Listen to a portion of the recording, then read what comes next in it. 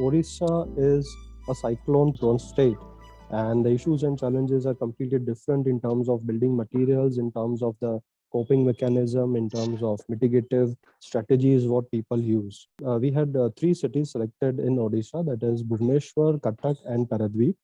In Bhubaneswar, we have surveyed three settlements. In Cuttack, one settlement, and in Paradweep, we have surveyed two settlements. All of them were notified slums, and there were a lot of migrations also that were coming from intrastate as well as from other cities of Odisha towards these settlements after the 1999 super cyclone.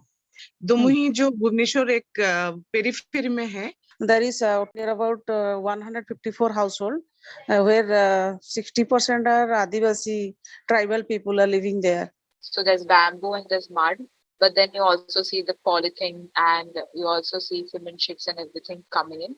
And then overall the house form is like a mixture of this two vernacular and modern building techniques and materials.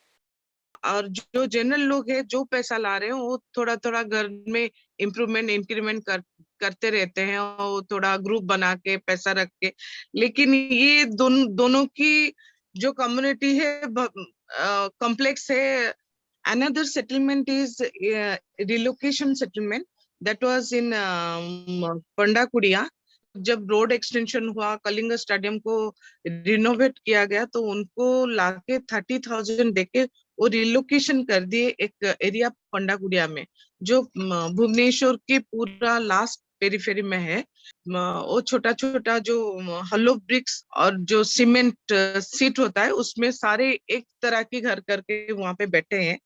धीरे धीरे वहां पे settle होने लगे हैं. पहले तो बहुत तकलीफ था उन लोगों को. 4 साल पहले वहां पे कुछ नहीं था. Jalimunda, which was a tribal settlement, which initially had around 40 houses or something, but now it has grown to around 300-400 houses as such in the settlement.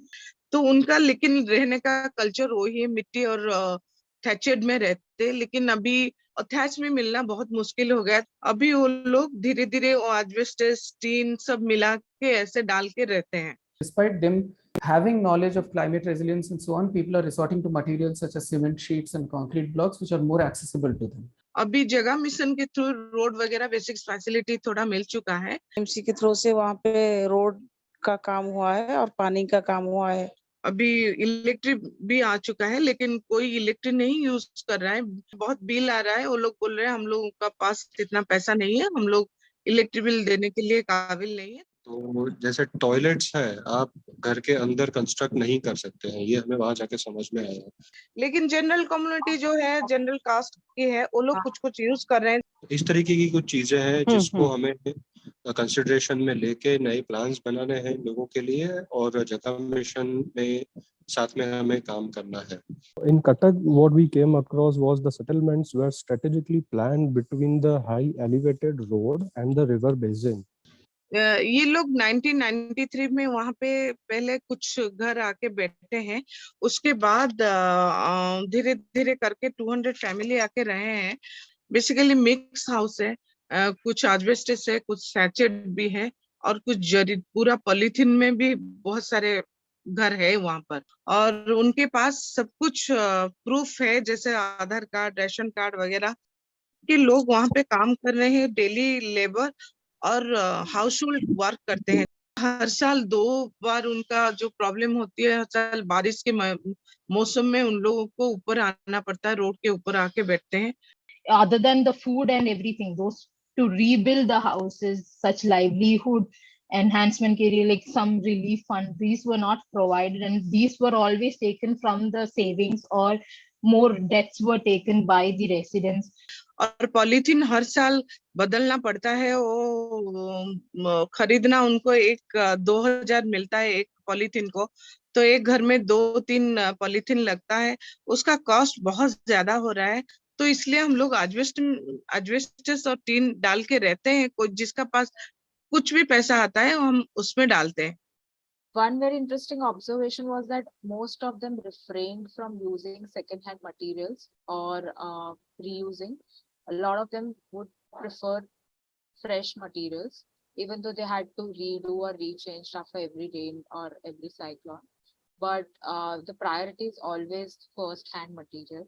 लेकिन अभी गवर्नमेंट ने जगह मिशन के अंदर एक मीटिंग के बाद उन लोगों को बोले कि आप लोगों को एक जगह शिफ्टिंग किया जाएगा, जहाँ पे जो जगह बोले धवळेश्वर करके है, नदी के किनारे बहुत दूर है, सिटी के पूरा बाहर है, तो ये लोग बोल रहे कि हम लोग उधर जाएंगे तो हमको काम मिलना पूरा बंद हो जाएगा।